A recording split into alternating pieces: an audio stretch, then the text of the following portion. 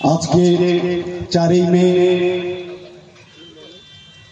পশ্চিম বাংলার মালদা জেলার হবিপুর বিধানসভার অন্তর্গত 11 মাইল বাস স্ট্যান্ডে আজকে যে রাষ্ট্রীয় পরিবর্তন মোর্চা দ্বারা যে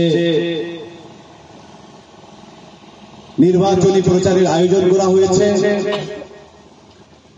এখানে উপস্থিত পশ্চিমবঙ্গের বহুজন মুক্তি পার্টির ওয়ার্কিং প্রেসিডেন্ট এবং প্রেসিডেন্ট, তিনি নিজে মুর্শিদাবাদেও একজন ক্যান্ডিডেট।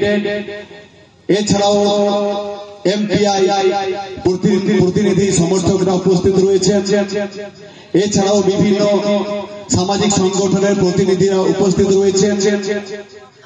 এখানে দূর দূরান্ত থেকে ভাই বোন দাদা দিদিরা উপস্থিত রয়েছেন। তাদেরকে আমি আমার পক্ষ থেকে সংগ্রামী অভিনন্দন জানাই। আজকে এই বহুজন মুক্তি পার্টির 2014 যে জেনারেল ইলেকশন অনুষ্ঠিত হচ্ছে, তাতে আমি মালদা 7 উত্তরে আমি কন্টেস্টিং ক্যান্ডিডেট। এই 2024 এবং 2014-19 আমি এই কেন্দ্র থেকে কন্টেস্টিং করেছি। এই বহুজন মুক্তি পার্টি উদ্দেশ্য কি?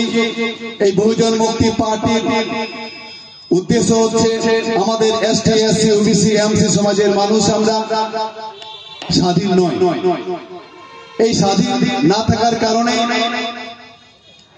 আজকে গোটা ভারতবর্ষে মৌলিবাসী সমাজের বুদ্ধিজীবী বর্গ তারা মনস্থির করেছেন, চিন্তা করেছেন যে আমাদের 85% মানুষকে মুক্তি করতে হবে।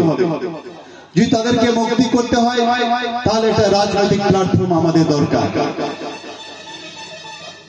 আমরা যদি স্বাধীনতা 76 বছরে যে সমস্ত রাজনৈতিক দলকে আমরা ভোট দিয়েছি, তাদের কর্মসূচি যদি আমরা এনালাইসিস করি তাহলে আমরা বুঝতে পারবো